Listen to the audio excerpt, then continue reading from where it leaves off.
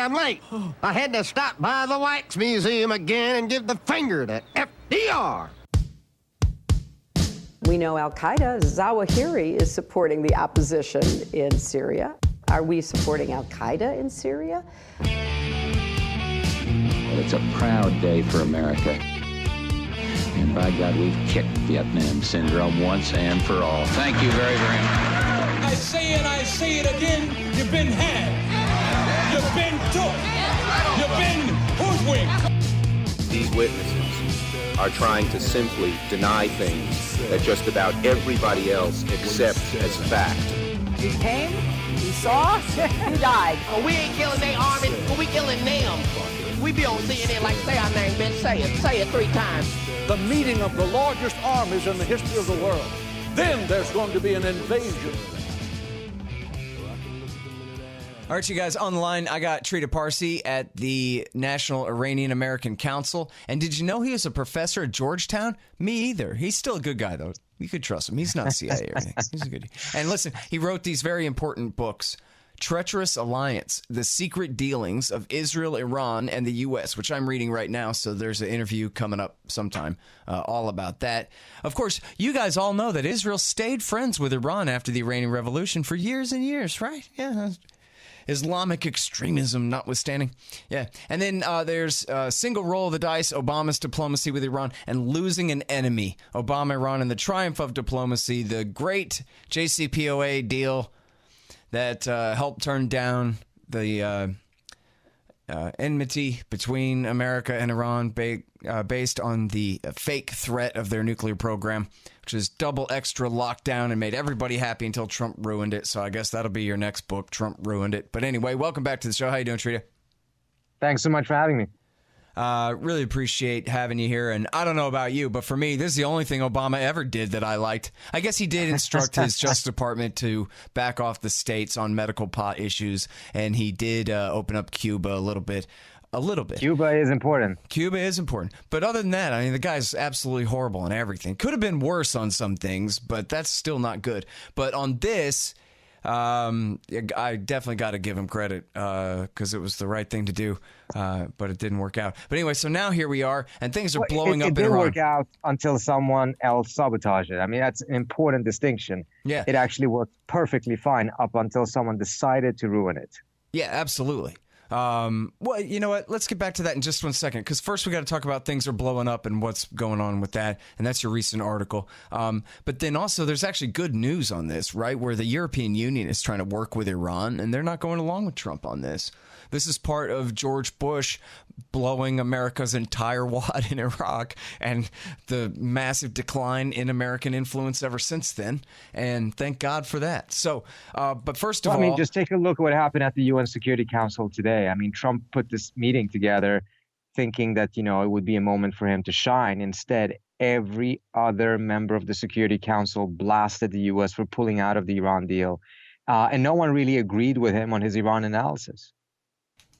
You know what? I missed that. I saw him yesterday, but I missed the UN meeting today. So that's good to hear. You want to elaborate more? I'll listen.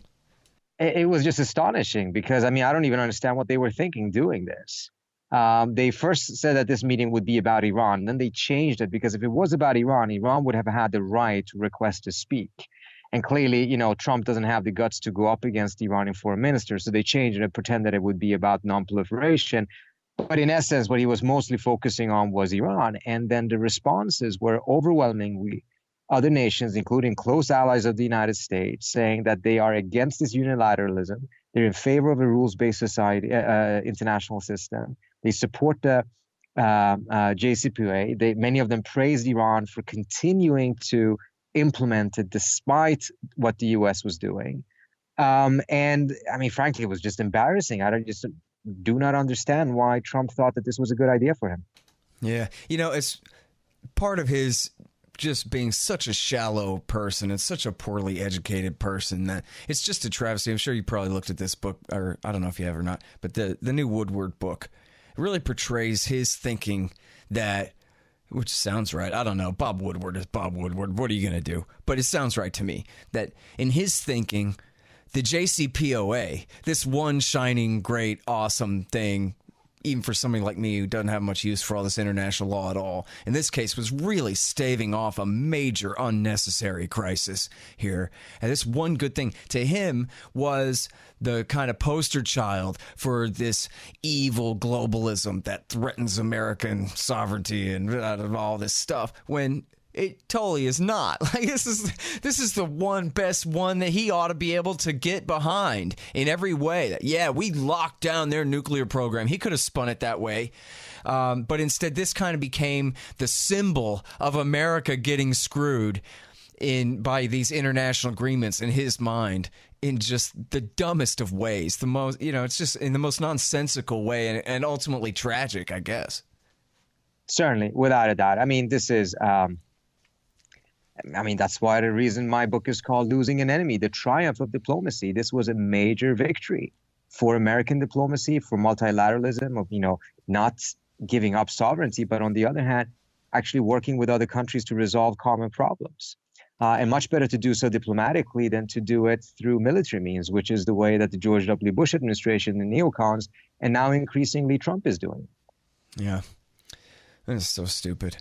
Well, and I guess it serves plenty of great agendas, right? Because what a great red herring. And as we've talked about before, and proven to the nth degree, and Gareth Porter wrote a whole book about it and everything, and everybody knows they never were making nukes in the first place. The whole thing really was a red herring. All Obama did was really put the red herring away and say, you know what? You're not going to be able to lie about Iran's nuclear program anymore after this. It's going to be so clear that they are not diverting to any military purpose here, that your lie will fall flat and you'll have to abandon it. That was basically the only purpose for the whole thing, because otherwise they were within the NPT anyway. Israelis and the Saudis are so upset because they lost the ability to make Iran an enemy based on the nuclear pretext. Now, instead, if you listen to them, they're talking more and more about regional stuff, because the nuclear issue essentially was taken off the table by this deal. All right, you guys, here's how to support the show. First of all, subscribe to the RSS feeds, iTunes, Stitcher, and all of that. All the feeds are available at scotthorton.org and also at libertarianinstitute.org. You can also follow me on youtube.com/Scott Horton Show. And sign up for Patreon. If you do, anybody who signs up for $1 per interview gets 2 free books from Listen and Think Audio. And also, you'll get keys to the new Reddit page, reddit.com/Scott Horton Show.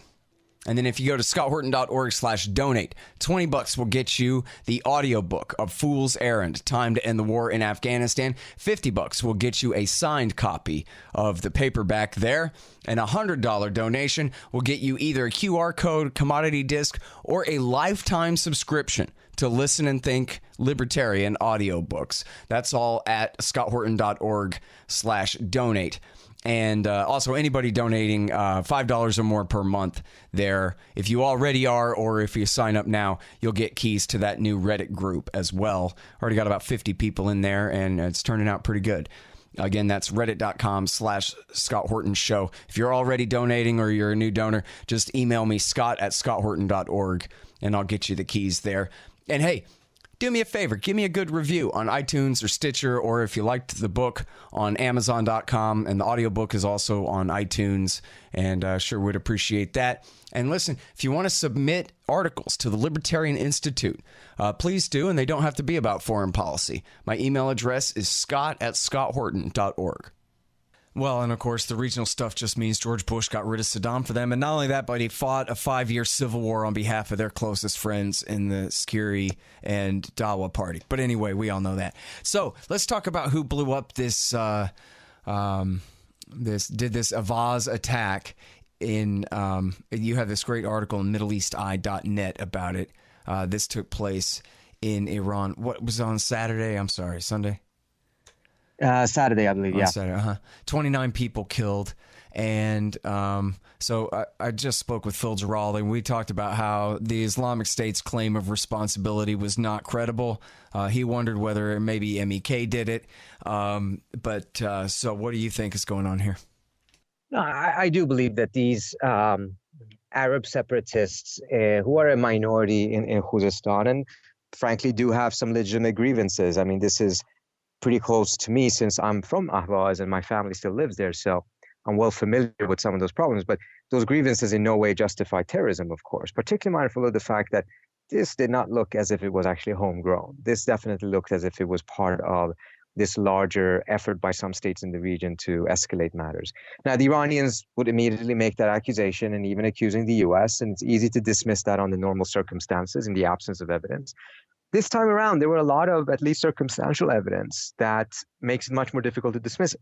So, for instance, you have the Crown Prince of Saudi Arabia saying last year that he's going to take the fight into inside of Iran. You had a senior advisor to the Crown Prince of the UAE who praised the attack on Twitter, said this is not terrorism, that this is the stated policy, and that we will see more of this coming. This is not a private individual. This is someone who is an advisor to the UAE Crown Prince. You have, of course, the Bolton memo from last year, in which Bolton says that part of the policy on Iran should be to provide assistance to these Ahvazi Arab separatists. He specifically mentioned them. And then, of course, you have 2 U.S. officials admitting to Reuters 3 months ago that the policy of the Trump administration is to foment unrest in Iran.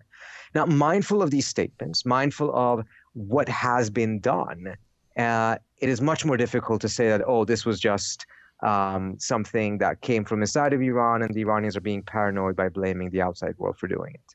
Yeah. All right. Well, so I understand a lot of motives and all that, but and I guess they could, just try to destabilize Iran as part of driving a real hard bargain if that's their point of view on some kind of deal, but they would be wrong. No, I don't think this is not aimed at getting it. I'm sorry? Huh? I don't think they're destabilizing Iran in order to get a deal. They're destabilizing Iran because their hope is that they will be able to keep it destabilized and as a result weak, which means that the balance of power in the region will shift away from Iran and in favor of Saudi Arabia and Israel. So they would like to keep it this way. I mean, this is so a that does cheaper answer where I option. was going with that, which was regime change ain't going to work here. And they've got to recognize that they're not going to be able to overthrow the mullahs. Even if they assassinated the supreme leader, the Iranians would appoint another one, They know it's that. a system. So it's not like with Gaddafi's regime in which you take out Gaddafi and the system more or less collapses. This is much trickier, and it's also costlier if you do regime change. But so what you're saying, though, is they recognize that at this point, and so they're not destabilizing in an attempt to recreate 1953 necessarily, but they just want to keep them busy and bogged down with this kind of thing. I think they've settled for that. I think their ideal situation would be actually a war, but they've settled for the idea that, you know what, we can still achieve our geopolitical objectives if we just destabilize Iran, keep it in a Syria type of a situation that will take Iran off of the geopolitical chessboard as a player. And that's what they want. Mm-hmm. You can achieve that through war. You could potentially achieve it by regime change if you could install a client regime, but you can also achieve it by destabilizing the country, fomenting unrest, and potentially sparking a civil war. Mm. Now, these separatist groups, you're saying there's some kind of legit Arab militiamen there who might do something like this, but it does look to you they would have had support, or what? No, I'm not saying that they're legit. I'm saying that there are legitimate grievances amongst many. Oh, I'm sorry. I don't mean ethnic, legitimate like you agree with everything they do and say, but just legitimate in the sense that they do exist. They're not just sock puppets of foreign militia, foreign jihadists sent in or something like that. That these groups do exist. They do exist, but they're so small. So, for instance, if you were to talk about Iranian Kurdistan, we're talking about a region in which there has been a long history of one segment of that population wanting to establish their own state and having engaged in a violent and non-violent struggle for that. That is not the case for Khuzestan. That is, you don't have like a continuous struggle for it. You have very small groups, very fringe groups, most of them based in Europe, most of them funded by Saudi Arabia one way or another. So it is not at all the same type of a thing that you can say, look, there is a people there, they have a long-standing struggle for independence. That is not the case in Khuzestan. Mm-hmm. But you have an ethnic minority that have grievances. You have ethnic minorities in the United States that have grievances. No one here would say that, well, those grievances justify terrorism. I am stunned to see how openly many of these advocates for Saudi Arabia in Washington, D.C., on Twitter, were essentially saying, well, this is what you get when there's discrimination, essentially justifying terrorism as a result of discrimination. Well, I mean, in the official Trump administration position, just like when Islamic State attacked inside Iran last year in Tehran, they said this is what you get. Violence begets violence. And all this. The blowback theory of terrorism when it comes to it being inflicted against our enemies. Their enemies, not mine. But yeah. And so, so these groups are so small then that you're not saying you could prove it or whatever, but you do think that this really does look like it has Saudi or UAE intelligence agency. Well, we do know that in the past, some of these groups have been funded by some of the states in the GCC, primarily Saudi Arabia. So that in and of itself is not a secret. Right. This time around, one of those groups claimed credit for the attack right before it happened. I mean, they said something on Twitter just a couple of hours before. They were the first ones to take credit for it. They actually had a pretty expansive media strategy in which they were very quick to coordinate and reach out to media to take credit for it, even offer interviews, giving interviews. And then they praised themselves on Twitter out of these European capitals where they were based on how good they were at both doing the terrorism and managing the media campaign around it. So, which is quite stunning. I mean, they're doing it in the open in Europe. So that's part of the reason why the Iranians filed some complaints with the Europeans, because they're operating on European territory. Yeah. Well, this kind of thing could certainly get worse. You know, you get the wrong kind of reaction here and there. Next thing you know, you have the Mattis attacked in the Gulf of Tonkin, the Persian Gulf of Tonkin, and, you know. All right. Well, listen, I'm sorry. I know you're in a hurry today, and I kept you over here, Trita, but... No problem. Great talking to you. All right. Thanks. Take care. Okay. Thank you. All right, you guys, and I forgot my last question. I had one, but oh well. That's the great Trita Parsi, National Iranian American Council. And check out his latest book. It's called Losing an Enemy, Obama, Iran, and the Triumph of Diplomacy. All right, y'all. Thanks. Find me at libertarianinstitute.org, at scotthorton.org, antiwar.com, and reddit.com/Scott Horton Show. Oh, yeah, and read my book, Fool's Errand, Timed and the War in Afghanistan, at foolserrand.us.